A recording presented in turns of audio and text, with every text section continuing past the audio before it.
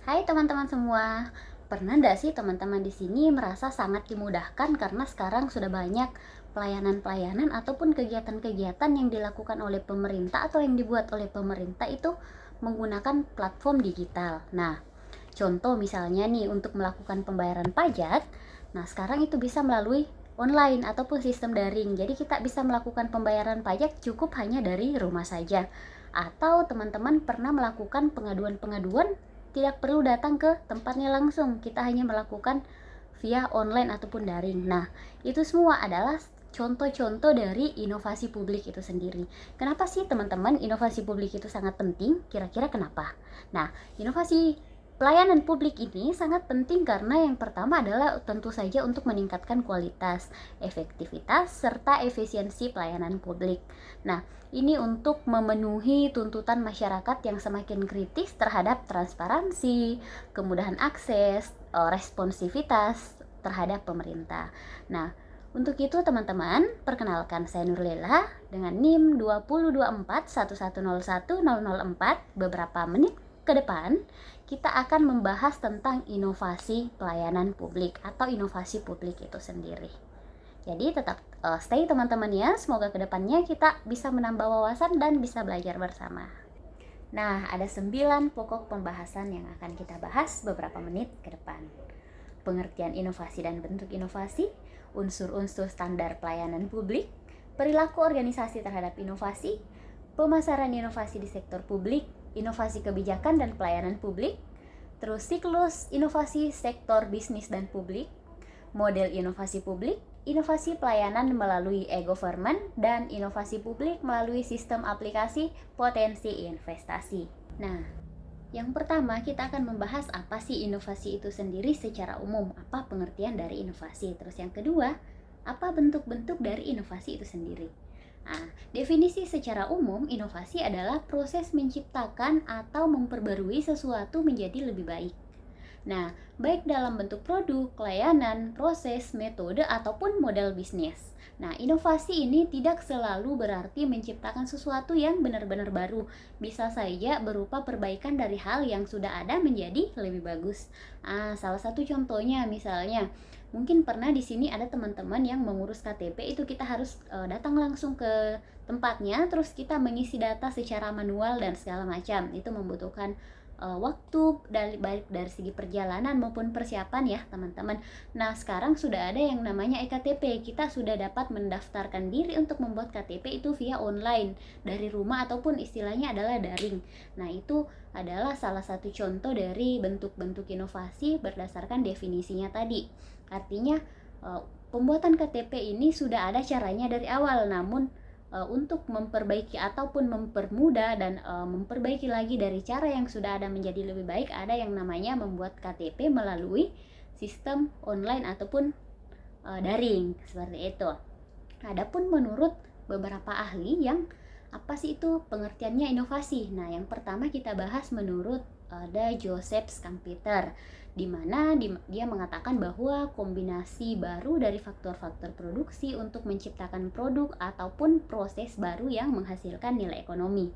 Terus menurut Everett Roger, dia mengatakan bahwa inovasi adalah suatu ide, praktek, ataupun objek yang dianggap baru oleh individu ataupun unit adopsi lainnya. Terus yang ketiga, dari Peter Drucker, dia mengatakan bahwa inovasi adalah alat khusus dari wirausaha yang digunakan untuk mengeksploitasi perubahan sebagai peluang untuk bisnis ataupun layanan baru. Selanjutnya adalah bentuk-bentuk inovasi.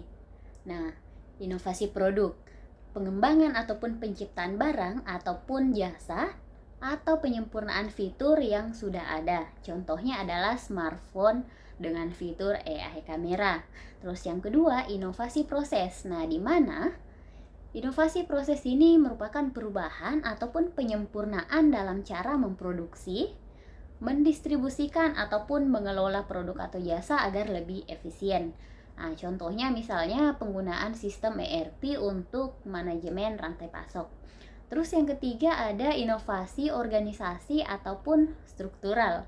Nah, ini yang ketiga merupakan pelibatan perubahan dalam struktur manajerial, pembagian kerja, sistem insentif ataupun budaya organisasi. Contohnya adalah misalnya kerja fleksibel ataupun remote working. Terus ada inovasi pemasaran. Inovasi pemasaran ini merupakan perubahan dalam desain produk, promosi, harga, ataupun strategi.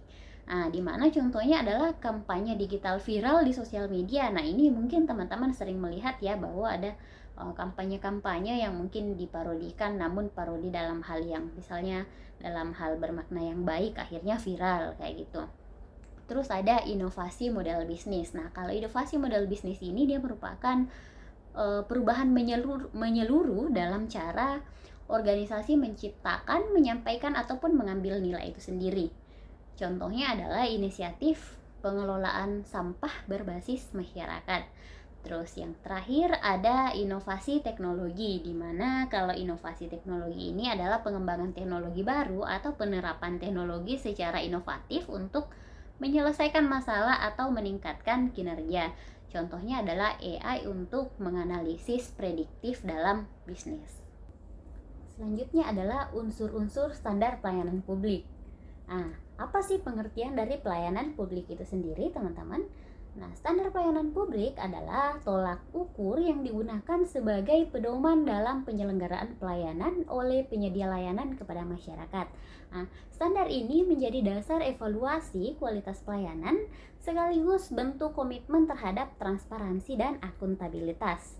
Nah, adapun standar pelayanan publik di Indonesia itu diatur oleh yang pertama adalah Undang-Undang Nomor 25 Tahun 2009 tentang Pelayanan Publik.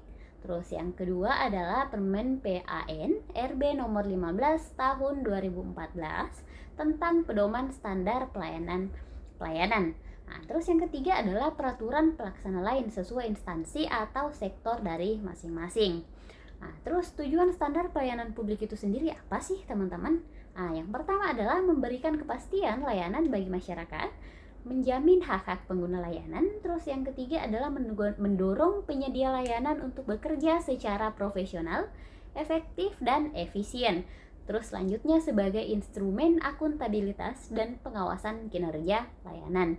Jadi ini ada pun beberapa tujuan yang tentunya sangat penting terhadap standar pelayanan publik. Nah, itu tadi yang saya jelaskan. Jadi kepastian layanan bagi masyarakat. Jadi pelayanan ini pasti dan jelas terhadap masyarakat. Terus hak-hak pengguna layanan ini pun didapatkan sesuai dengan hak yang seharusnya masyarakat ini dapatkan, teman-teman. Seperti itu. Terus mendorong penyedia layanan untuk bekerja secara profesional. Jadi tidak ada lagi sistem kecurangan misalnya, ataupun sistem tidak terbuka seperti itu, atau sekarang sudah yang namanya transparansi. Itu tujuan dari standar pelayanan publik.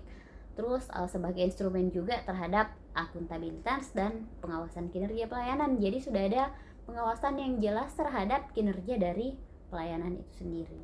Unsur-unsur standar pelayanan publik. Nah, yang pertama ada dasar hukum. Dasar hukum tujuannya adalah memberikan legitimasi hukum terhadap jenis dan pelaksanaan layanan. Yang kedua adalah persyaratan. Tujuannya untuk memberikan kejelasan dan memudahkan masyarakat dalam menyiapkan kebutuhan layanan. Yang ketiga adalah sistem, mekanisme, dan prosedur. Tentu saja tujuannya adalah menjamin layanan berjalan secara konsisten, tidak bergantung per orang atau orang per orang. Terus ada jangka waktu pelayanan. Ini untuk menghindari ketidakpastian dan mempercepat proses pelayanan. Terus ada juga biaya ataupun tarif itu sendiri. Nah, mencegah pungli dan menunjukkan transparansi anggaran, tentu saja tujuan dari biaya atau tarif itu sendiri.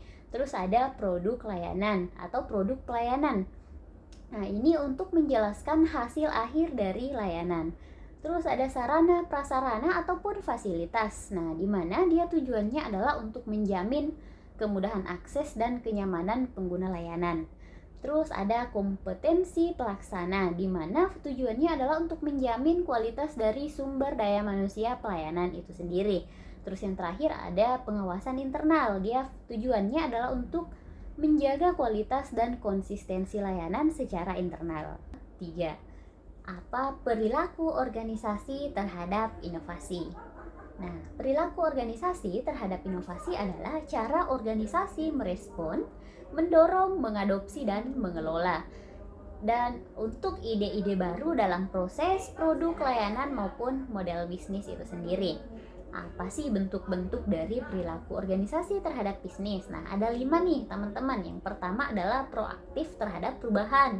Yang kedua adalah resistensi terhadap inovasi. Yang ketiga adalah eksploratif. Yang keempat eksploitatif. Dan yang kelima adalah kolaboratif ataupun kolaborasi. Teman-teman tahu nggak sih apa faktor yang mempengaruhi perilaku organisasi terhadap inovasi itu sendiri? Nah, ada beberapa nih. Yang pertama adalah budaya organisasi. Jadi seperti apa budaya di dalam suatu organisasi, baik dalam budaya internal maupun eksternal, ini sangat mempengaruhi atau menjadi faktor yang mempengaruhi organisasi terhadap inovasi.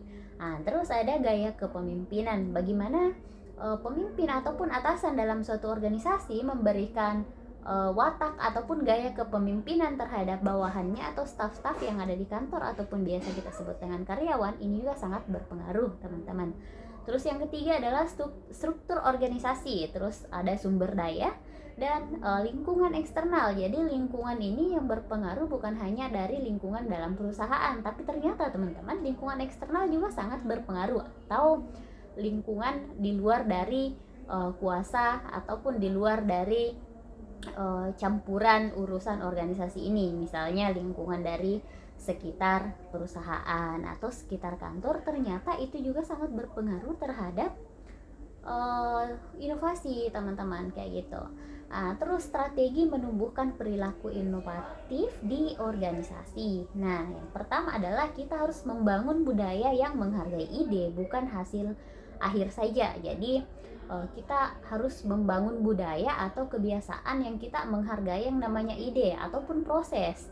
Bukan hanya hasil akhirnya seperti apa, tapi kita melihat idenya seperti apa, prosesnya seperti apa untuk mencapai hasil yang ada sekarang. Kayak gitu.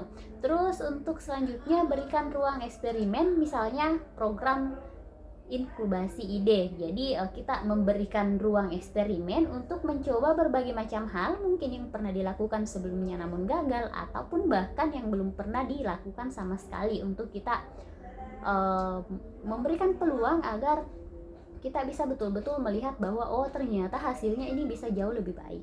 Nah, kita bisa mengetahui apakah hasil dari sebuah ide ini baik atau tidak adalah dengan melakukan percobaan terlebih dahulu. Nah, terus yang ketiga adalah latih kepemimpinan inovatif yang mendukung dan memberdayakan. Terus ada reward dan recognition untuk ide ataupun upaya inovatif walaupun belum berhasil. Jadi setiap karyawan ataupun orang-orang yang berusaha untuk menyalurkan ide terbaiknya walaupun berhasil, kita tetap memberikan yang namanya reward ataupun penghargaan, baik itu berupa fisik ataupun hanya ucapan terima kasih ataupun ucapan ataupun misalnya tepuk tangan nih, itu merupakan reward untuk menghargai ide atau sumbangan pemikiran dari orang-orang di sekitar kita. Nah, terus ada libatkan karyawan dalam pengambilan keputusan inovasi. Nah, jadi pada saat kita mengambil keputusan, kita melibatkan karyawan-karyawan. Jadi antara satu dengan karyawan yang lain menyumbangkan ide dan kita mengambil sisi tengah ataupun hasil keputusan bersama atau biasa kita sebut dengan musyawarah. Nah, terus ada juga fasilitasi kerja lintas tim dan departemen. Ini juga sangat penting karena walaupun misalnya karyawan sudah bekerja dengan sangat baik, tapi kalau fasilitasnya kurang memadai pun kinerjanya ataupun hasilnya akan kurang maksimal. Pemasaran inovasi di sektor publik. Nah, pemasaran inovasi di sektor publik ini adalah proses mengenalkan, mengomunikasikan, dan mengimplementasikan solusi baik berupa produk, layanan, proses, ataupun model kebijakan yang tentunya bertujuan untuk meningkatkan kualitas pelayanan publik, efisiensi birokrasi, serta partisipasi masyarakat. Berbeda dari sektor swasta, tujuan utamanya bukan profit melainkan nilai publik ataupun biasa kita dengar dengan istilah public value. Nah, mengapa sih teman-teman pemasaran inovasi penting di sektor publik? Tentu saja sangat penting karena meningkatkan adopsi layanan publik baru, mengubah perilaku masyarakat, terus mengomunikasikan nilai dan legitimasi kebijakan. Namun, apakah pemasaran inovasi di sektor publik ini berjalan dengan sangat mulus, teman-teman? Tentu saja tidak. Akan ada tantangan pemasaran inovasi di sektor publik. Tantangannya ada beberapa, kita akan bahas satu-satu. Yang pertama adalah birokrasi yang kaku, di mana prosedur yang lambat membuat inovasi sulit diimplementasikan secara lincah. Jadi prosedur yang lambat ataupun yang tidak sesuai dengan misalnya keinginan atau kebiasaan masyarakat itu juga akan membuat pengimplementasiannya ini sulit untuk berjalan dengan baik ataupun kurang lincah, tidak sesuai dengan apa yang diharapkan. Terus anggaran terbatas, jadi tentu saja apa yang kita akan lakukan, anggaran promosi di sektor publik ini sering terbatas. Jadi sehingga perlu strategi pemasaran yang efisien dan kreatif. Karena apa saja yang misalnya sudah menjadi ide, rancangan, tetapi karena anggarannya terbatas, otomatis hasilnya pun akan kurang maksimal jika dibandingkan dengan anggaran yang sesuai dengan kebutuhan. Nah, terus ada juga skeptisisme publik. Nah, skeptisisme publik ini banyak warga skeptis terhadap program pemerintah. Perlu narasi dan bukti yang kuat. Jadi, biasanya masyarakat jika baru-baru misalnya mendapatkan perubahan baru, dia akan bingung ataupun kurang percaya ya terhadap adanya inovasi baru. Jadi perlu yang namanya narasi ataupun bukti yang kuat bahwa apa yang dilakukan ini itu sudah benar dan bermanfaat untuk masyarakat. Seperti itu, mulai dari caranya seperti apa, terus apa tujuannya, apa bedanya dengan sistem yang sebelumnya. Terus ada kurangnya SDM pemasaran. ASN tidak semua paham tentang pemasaran, perlu pelatihan ataupun kolaborasi dengan pihak eksternal. Jadi sampai sekarang ini masih banyak ASN yang kurang paham tentang pemasaran, apalagi kalau misalnya memang backgroundnya bukan dari pemasaran. Jadi perlu yang namanya kolaborasi ataupun pelatihan dari pihak eksternal yang lebih menguasai pemasaran misalnya. Apa sih contoh kasus nyatanya? Nah, ini dia. Inovasi layanan e-Samsat, yaitu pembayaran pajak kendaraan secara online. Terus ada juga inovasi aplikasi lapor. Nah, yang pertama, untuk inovasi layanan e-Samsat ini juga ada masalahnya. Masalahnya apa? Antrian panjang, terus prosesnya manual. Nah, terus solusinya adalah layanan digital via mobile ataupun daring. Terus pemasaran, kampanye kolaboratif dengan influencer lokal ataupun media sosial dan integrasi dengan bank. Hasilnya apa? Tentu saja akan meningkatkan secara signifikan dalam pembayaran tepat waktu. Terus untuk aplikasi lapor, apa masalahnya? Aspirasi masyarakat sering tak terdengar. Solusinya platform aduan masyarakat ke pemerintah. Jadi masyarakat yang misalnya agak jauh dari tempat pelaporan secara manual ataupun ingin melaporkan tapi tidak sempat atau tidak punya banyak waktu untuk datang langsung ke tempatnya, sekarang sudah ada solusinya, aplikasi lapor. Nah, pemasarannya edukasi via kampus, media sosial, serta kolaborasi dengan LSM atau lembaga serikat masyarakat. Yang kelima, kita akan membahas tentang inovasi kebijakan dan pelayanan publik. Nah, apa sih yang dimaksud? Jadi dia merupakan proses penciptaan atau penyempurnaan kebijakan yang baru dan berbeda dari kebiasaan atau regulasi sebelumnya. Nah, dengan tujuan menyelesaikan masalah publik secara lebih efektif, efisien, dan adaptif terhadap perubahan sosial, ekonomi, teknologi, dan lingkungan. Nah, contohnya adalah kebijakan satu data nasional. Terus yang kedua, kebijakan inklusi keuangan berbasis digital. Yang ketiga adalah reformasi birokrasi tematik seperti simplikasi regulasi. Bentuk-bentuk inovasi kebijakan. Yang pertama adalah inovasi regulasi, penyederhanaan perizinan, misalnya OSS Omnibus Law. Terus yang kedua, ada inovasi mekanisme transfer langsung tunai digital, kartu prakerja. Terus yang ketiga, ada inovasi institusional, pembentukan lembaga seperti BRIN, BPOM, independen. Terus ada inovasi partisipasi seperti musrenbang online, platform pengaduan publik. Ini juga adalah bentuk-bentuk inovasi kebijakan, tentu saja fungsinya untuk membantu masyarakat agar kewajibannya terpenuhi dan masyarakat pun lebih sesuai inovasi kebijakannya dengan kebutuhan ataupun kondisi yang ada. Faktor pendorong inovasi kebijakan. Yang pertama adalah perubahan sosial dan teknologi. Jadi kenapa ada faktor pendorong inovasi kebijakan? Karena ada yang namanya perubahan sosial dan teknologi. Makin hari ke hari perubahan sosial dan teknologi ini menjadi lebih maju ataupun lebih terupgrade. Jadi ketika misalnya tidak ada pendorong inovasi kebijakan, maka kita akan ketinggalan seperti itu. Terus yang kedua adalah tekanan publik terhadap transparansi dan akuntabilitas.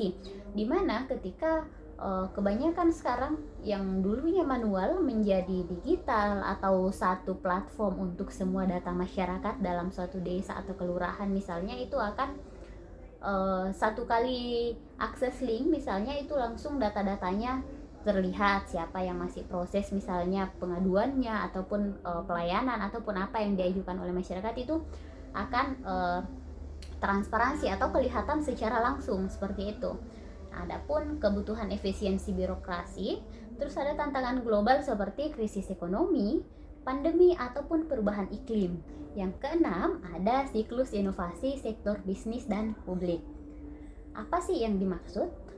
Siklus inovasi sektor bisnis dan sektor publik adalah suatu proses berkelanjutan yang menggambarkan bagaimana ide-ide dikembangkan, diimplementasikan, dan dievaluasikan dalam organisasi bisnis maupun instansi publik. Nah, yang pertama, identifikasi masalah atau peluang. Untuk bisnis itu sendiri fokus pada kebutuhan pasar, kompetitor atau pesaing, atau efisiensi internal. Nah, terus untuk publik sendiri itu respon terhadap kebijakan, kebutuhan masyarakat ataupun tuntutan dari pelayanan publik. Nah, terus untuk generasi ide, brainstorming, benchmarking, terus kolaborasi dengan pemangku kepentingan atau pengguna layanan di sektor publik misalnya, ataupun proses ini biasanya lebih partisipatif. Terus yang ketiga ada seleksi atau validasi ide.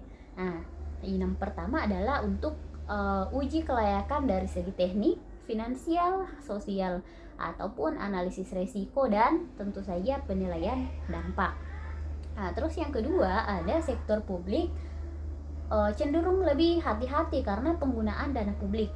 Terus implementasi ini yang pertama adalah inovasi dioperasionalkan. Terus yang kedua adalah dalam bisnis ini orientasi pasar dan kecepatan yang perlu diperhatikan. Terus untuk dalam publik sendiri akuntabilitas dan kepatuhan terhadap aturan. Dan yang ketujuh adalah model inovasi publik. Nah, untuk yang pertama, model top down, ciri-cirinya dia adalah inisiatif datang dari pemimpin atau otoritas pusat, di mana kekuatannya adalah dukungan politik dan sumber daya yang jelas. Terus ada juga kelemahannya adalah kurang responsif terhadap kebutuhan lokal, contohnya reformasi birokrasi dari pemerintah pusat. Terus ada juga yang kedua, ada bottom up. Inisiatif lahir dari aktor lokal seperti pegawai lapangan, masyarakat atau LSM. Dia juga memiliki yang namanya kekuatan. Solusinya dia lebih konseptual dan inovatif, namun kelebihannya dia perlu legitimasi dan dukungan yang struktural. Terus contohnya seperti inovasi pelayanan publik di desa atau di kelurahan. Nah, terus yang ketiga ada yang namanya model jaringan network innovation, di mana dia ciri-cirinya adalah kolaborasi lintas sektor seperti pemerintah, swasta, masyarakat sipil ataupun akademisi. Namun kekuatannya adalah dia memiliki akses ke beragam pengetahuan dan sumber daya. Kelemahannya adalah dia kompleksitas, koordinasi dan kepentingan. Contohnya seperti smart city yang melibatkan startup, universitas dan warga.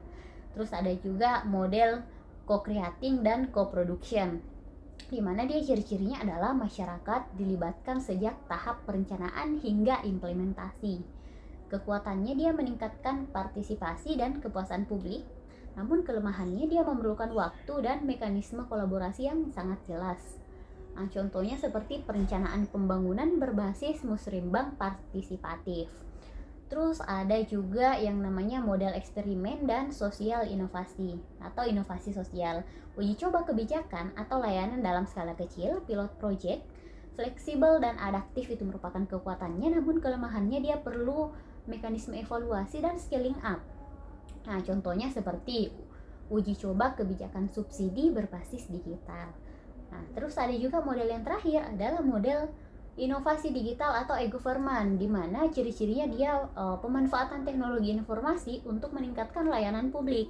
Kekuatannya adalah efisiensi, transparansi, dan kemudahan akses. Namun, untuk kelemahan sendiri, dia memiliki tantangan di digital dividen dan keamanan data. Terus contohnya itu seperti aplikasi layanan publik seperti SP4N Lapor, kayak gitu. Kapan kita akan membahas tentang inovasi pelayanan publik melalui e-government. Nah, apa yang dimaksud inovasi pelayanan publik melalui e-government adalah pemanfaatan teknologi informasi dan komunikasi atau biasa kita singkat dengan TIK ini untuk meningkatkan efisiensi, transparansi atau keterbukaan, akuntabilitas dan aksesibilitas layanan publik. Tujuan utamanya adalah yang pertama mempercepat proses pelayanan, terus yang kedua adalah meningkatkan akses dan partisipasi masyarakat. Yang ketiga adalah mengurangi praktik birokrasi manual ataupun korupsi. Terus yang keempat adalah tentu saja mempermudah koordinasi antar instansi pemerintah. Pelayanan publik melalui e-government juga memiliki bentuk-bentuk inovasi e-government dan manfaat yang strategis. Nah, untuk bentuk-bentuk inovasi e-government sendiri, yang pertama adalah e-administration, di mana dia adalah digitalisasi proses internal pemerintahan. Terus ada e-service, pelayanan publik berbasis daring. Ada e-participation, pelibatan warga dalam pengambilan keputusan. Terus ada e-governance atau tata kelola pemerintah yang berbasis digital. Nah, untuk pemanfaatan strategis, yang pertama adalah layanan lebih cepat dan efisien. Terus yang kedua, biaya operasional tentu saja lebih rendah. Terus yang ketiga adalah pelayanan publik lebih mudah atau lebih gampang. Yang terakhir adalah mendorong budaya keterbukaan pemerintah. Selanjutnya ada pun tantangan umum dan contoh nyata yang ada di negara kita, negara Indonesia. Yang pertama, tantangan umum adalah kesenjangan digital atau akses dan literasi yang masih terbatas. Ada keamanan data dan privasi. Jadi keamanan data ataupun kerahasiaan datanya kita ini masih menjadi tantangan secara umum. Terus koordinasi antar instansi ini masih lemah atau bisa dikatakan masih minim. Resistensi perubahan dari dalam birokrasi pun juga masih menjadi tantangan umum. Terus apa sih contoh nyata dalam negara kita Indonesia inovasi pelayanan publik melalui e-government ini? Nah, contohnya adalah SP4N Lapor, yaitu sistem pengaduan masyarakat yang terintegrasi nasional. Terus yang kedua ada SIPD Kemendagri, dia merupakan perencanaan pembangunan daerah berbasis digital. Terus yang ketiga adalah perizinan OSS atau Online Single Submission. Dia merupakan inovasi layanan perizinan usaha terpusat. Selanjutnya adalah inovasi publik melalui sistem aplikasi potensi investasi. Yang pertama, definisi dan pentingnya inovasi pelayanan publik. Jadi inovasi pelayanan publik adalah sebuah proses dinamis yang melibatkan pengembangan ide-ide kreatif dan solusi baru untuk memperbaiki kualitas layanan yang diberikan kepada masyarakat. Terus mengatasi berbagai kendala seperti lambatnya proses administrasi, rendahnya transparansi, dan keterbatasan infrastruktur yang selama ini menjadi hambatan dalam memberikan layanan prima kepada masyarakat. Apa sih peran aplikasi dalam mempercepat proses perizinan dan memberikan investasi? Apakah ada perannya atau tidak sama sekali? Nah, tentu saja ada. Di mana dengan sistem digital, proses yang sebelumnya memakan waktu berhari-hari atau bahkan berminggu-minggu karena birokrasi manual dapat dipangkas menjadi lebih singkat dan lebih efisien. Ada juga nih tantangan dan hambatan dalam implementasi aplikasi. Yang pertama ada keterbatasan infrastruktur teknologi, terus yang kedua ada jaringan internet yang belum merata di seluruh wilayah. Contoh nih di salah satu kabupaten di tempat saya tinggal, Kabupaten Bone, Desa Polewali, Kecamatan Talulimpoe, itu hanya satu jaringan internet yang bisa masuk di sana, yaitu Telkomsel. Untuk jaringan yang lain belum bisa. Nah, ini salah satu yang menjadi tantangan sampai sekarang. Terus serta kurangnya pemahaman dan keterampilan pengguna. Jadi perlu memang yang namanya edukasi secara menyeluruh dan lebih sering terhadap masyarakat. Karena kenapa? Tidak semua masyarakat ini memiliki pemahaman tentang keterampilan teknologi yang sama. Ada yang minim atau ada yang paham, ada yang masih kurang paham atau sama sekali ada yang tidak paham. Nah, terus ada tampilan aplikasi yang masih sederhana dan masih kurang menarik juga untuk dapat mempengaruhi minat pengguna. Jadi tampilan aplikasi, terus bagaimana, apakah sangat mudah untuk diakses ataupun berbelit-belit, itu juga sangat mempengaruhi untuk apakah pengguna ini tertarik atau tidak terhadap aplikasi yang kita miliki. Selanjutnya, keunggulan dan manfaat inovasi. Yang pertama adalah kemudahan akses bagi investor. Terus yang kedua adalah transparansi dan efisiensi pelayanan publik. Yang ketiga adalah sinergi kemudahan akses, transparansi dan efisiensi. Terus ada studi kasus, ada tantangan dan upaya penguatan. Nah, apa sih contoh inovasi publik? Potensi investasi yang ada di negara kita, terus provinsi kita, kota atau kabupaten, atau bahkan yang ada di sekitar kita.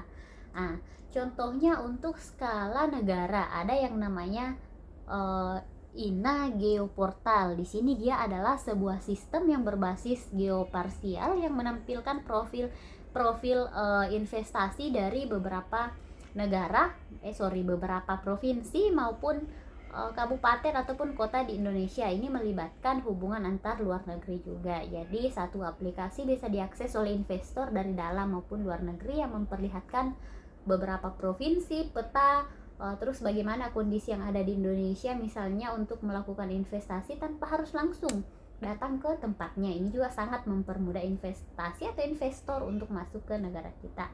Nah, bisa dilihat contoh aplikasi yang saya jelaskan tadi seperti di gambar ini. Nah, terus ada juga yang skala provinsi, namanya official website DPMP-TSP Kabupaten Pinrang yang diadopsi sekarang oleh provinsi. Nah, seperti ini kurang lebih beranda, bisa teman-teman lihat di samping saya, berandanya seperti ini ketika kita buka. Selanjutnya, contoh yang ada di kabupaten. Nah, contohnya saya ambil dari kabupaten tempat saya lahir, Kabupaten Bone. Di sana ada yang namanya DPMP-TSP. Di sana ketika kita ingin melakukan pendaftaran, pengecekan, dia bekerja sama juga dengan Simple. Jadi tanpa kita harus datang langsung ke kantornya, kita dapat melakukan di sana pendaftaran usaha dan lain-lain sebagainya. Kita bisa cek di satu link yang sama seperti yang digambar di samping saya ini. Nah, terus yang di sekitar kita, karena kampusnya kita berada di Kota Makassar, nah saya akan memberikan contohnya yaitu CPI atau Central Point of Indonesia, di mana CPI ini bisa dianggap sebagai bagian dari inovasi publik dalam konteks investasi, di mana bisa teman-teman lihat ataupun teman-teman pernah berkunjung ke CPI. Dia merupakan proyek reklamasi yang bertujuan untuk mengembangkan kawasan baru sebagai pusat ekonomi dan pariwisata di Sulawesi Selatan yang sejalan dengan semangat dan pengguna pembangunan nasional. Nah, salah satu contohnya di sini di samping saya munculkan proyek dengan nilai investasi 1,9 triliun ini bakal menjadi simbol modernisasi Kota Makassar. Bisa kita lihat bahwa salah satu contohnya sudah ada investasi sebanyak 1,9 triliun yang akan diinvestasikan ke CPI. Ini adalah salah satu contoh yang ada di sekitar kita. Nah, itu tadi teman-teman beberapa pembahasan tentang inovasi pelayanan publik. Semoga bermanfaat, dan sebagai kesimpulan teman-teman, di mana inovasi publik ini meningkatkan kualitas dan kepuasan masyarakat. Jadi ketika misalnya inovasi-inovasi yang ada di daerah kita ini meningkat, otomatis dia akan berpengaruh terhadap kualitas dan kepuasan masyarakat. Begitupun tentang meningkatkan efisiensi dan efektivitas, terus adaptasi terhadap kebutuhan masyarakat. Jadi apa yang diberikan oleh pemerintah terhadap masyarakat betul-betul sesuai dengan kebutuhan si masyarakat. Terus ada juga pembaruan dan peningkatan yang berkelanjutan. Jadi seiring berjalannya waktu, teknologi semakin canggih, SDM semakin berkualitas, maka inovasi-inovasi pelayanan publik ini pun akan ada yang namanya pembaruan dan peningkatan yang berkelanjutan untuk menyeimbangkan antara SDM dengan teknologi yang ada. Terus ada juga pentingnya keterlibatan masyarakat. Kenapa? Karena apa yang diberikan oleh masyarakat tentu saja tidak akan sesuai ataupun tidak akan sejalan ketika kita tidak melibatkan masyarakat atau yang punya kebutuhan itu sendiri. Semoga teman-teman semua yang menonton video ini dapat menambah wawasan teman-teman semua, dan terima kasih yang sebesar-besarnya saya ucapkan kepada Ibu dosen pengampu mata kuliah Inovasi Pelayanan Publik, Ibu Dr. Haji Andi Tanrisos, SSN, SE, MSI, yang telah memberikan tugas ini. Saya sangat senang mendapatkan wawasan tambahan, dan semoga Ibu diberikan kesehatan, dan semoga teman-teman semua yang menonton video ini bisa menambah wawasan dan kita bisa bertemu di lain waktu, baik secara langsung ataupun kita bisa bertemu di salah satu kampus tercinta kita, yaitu Sekolah Tinggi Ilmu Manajemen Lesaran Jaya yang ada di Makassar. Selamat siang teman-teman. Assalamualaikum warahmatullahi wabarakatuh.